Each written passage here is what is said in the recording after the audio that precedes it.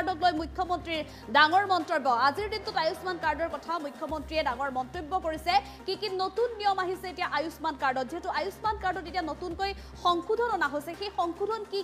কিয় আয়ুষ্মান কাৰ্ডৰ নিয়ম সলনি কৰা হৈছে সেই সন্দৰ্ভতো আজিৰ দিনটোত মুখ্যমন্ত্ৰীগৰাকীয়ে সংবাদমেলযোগে উল্লেখ কৰিছে দুৰ্নীতি ৰোধ কৰিবলৈ আয়ুষ্মান কাৰ্ডত অনা হৈছে নতুন নিয়ম ৰাজ্যৰ স্বাস্থ্য খণ্ডটোত কিছু দুৰ্নীতি হৈ আছে আয়ুষ্মান ভাৰত আঁচনিৰ জৰিয়তে যাৰ বাবে এই দুৰ্নীতি দূৰ কৰাৰ উদ্দেশ্য ৰাজ্য চৰকাৰ আয়ুষ্মান কাৰ্ডৰ নিয়ম সলনি কৰাক লৈ মুখ্যমন্ত্ৰীগৰাকীয়ে এটা ডাঙৰ মন্তব্য কৰিছে চৰকাৰী আৰু ব্যক্তিগত হস্পিটেলসমূহত পূৰ্বৰ দৰে চলিব চিকিৎসা কিন্তু সেই পূৰ্বৰ দৰে আয়ুষ্মান ভাৰত আঁচনিৰ অধীনত কোন বিষয়বোৰত চিকিৎসা চলিব সৰু সুৰা অসুখৰ চিকিৎসাৰ বাবে আয়ুষ্মান কাৰ্ডৰ সুবিধা নাথাকিব এতিয়া ব্যক্তিগত হস্পিটেলত জটিল ৰোগৰ চিকিৎসাৰ বাবে ব্যক্তিগত হস্পিটেল থাকিব আয়ুষ্মান কাৰ্ডৰ সুবিধা 333 টাকৈ যেহেতু জটিল ৰোগ আছে এই ৰোগসমূহকহে মাত্ৰ চিকিৎসা চলিব ব্যক্তিগত চিকিৎসালয়ত 300টা ৰোগৰ চিকিৎসা কৰা হ'ব আয়ুষ্মান কাৰ্ডৰ আৰু সেই 300টা জটিল ৰোগৰ চিকিৎসা কৰা হ'ব চৰকাৰী চিকিৎসালয়সমূহ শক্তিশালী কৰাৰ বাবে অসম চৰকাৰ এতিয়া ডাঙৰ সিদ্ধান্ত আৰু যাৰ বাবে আয়ুষ্মান ভাৰত আঁচনিত নতুনকৈ সংশোধন কৰা হৈছে আয়ুষ্মান কাৰ্ডক লৈ মুখ্যমন্ত্ৰীগৰাকীয়ে আজি সংবাদমেল যোগে ডাঙৰ মন্তব্য কৰিছে শেহতীয়াকৈ দেখিবলৈ পোৱা গৈছিল আয়ুষ্মান ভাৰতক লৈ বিভিন্নজনে প্ৰচাৰ চলাইছে ব্যক্তিগত হস্পিটেলত সমস্যাৰ সন্মুখীন হোৱা বুলি উল্লেখ কৰিছে কিন্তু আজিৰ দিনটোত এই কথা স্পষ্টভাৱে মুখ্যমন্ত্ৰীগৰাকীয়ে উল্লেখ কৰিছে আয়ুষ্মান কাৰ্ডৰ অধীনত পূৰ্বৰ দৰে আচলতে হিতাধিকাৰীসকলে লাভ কৰিব সাহায্য কিন্তু যিসমূহ সৰু সুৰা অসুখ সেই সৰু সুৰা অসুখৰ বাবে চৰকাৰী চিকিৎসালয়সমূহতে তেওঁলোকক চিকিৎসা প্ৰদান কৰা হ'ব আৰু অন্যহাতে ব্যক্তিগত হস্পিটেলসমূহত প্ৰদান কৰা হ'ব জটিল ৰোগৰ চিকিৎসা এনেধৰণে আচলতে সংশোধন অনা হৈছে এই আয়ুষ্মান কাৰ্ডৰ আয়ুষ্মান ভাৰত আঁচনিৰ এই নতুন সংশোধনক লৈ আজিৰ দিনটোত সংবাদমেল যোগে মুখ্যমন্ত্ৰীগৰাকীয়ে কি মন্তব্য কৰিছিল আমি সেই মন্তব্য আগবঢ়াম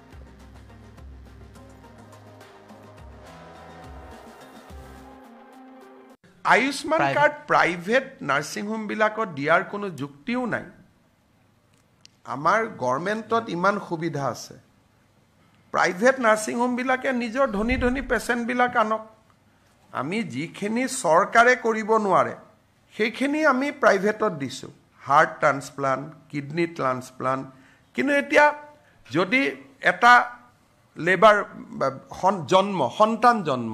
সেইটো নাৰ্ছিং হোমত যোৱা মানুহকতো চৰকাৰে দিয়াৰ কোনো কথা নাই গতিকে যিখিনি ক্ৰিটিকেল ডিজিজ সেইখিনি আমি নাৰ্ছিং হোমতো দিছোঁ চৰকাৰকো দিছোঁ কিন্তু যিখিনি ৰেগুলাৰ বেমাৰ সেইখিনি আমি নাৰ্ছিং হোমক দিয়াৰতো কোনো প্ৰশ্ন উঠিব নোৱাৰে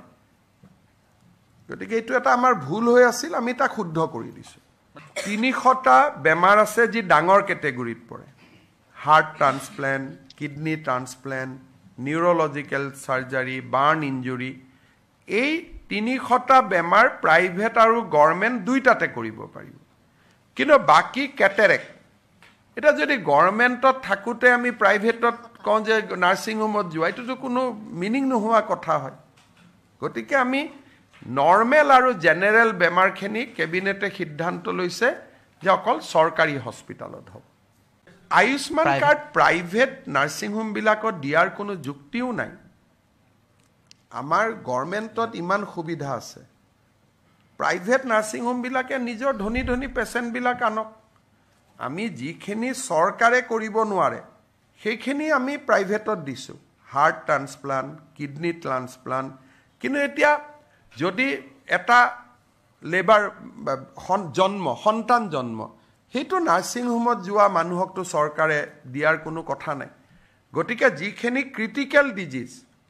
সেইখিনি আমি নাৰ্ছিং হোমতো দিছোঁ চৰকাৰকো দিছোঁ কিন্তু যিখিনি ৰেগুলাৰ বেমাৰ সেইখিনি আমি নাৰ্ছিং হোমক দিয়াৰতো কোনো প্ৰশ্ন উঠিব নোৱাৰে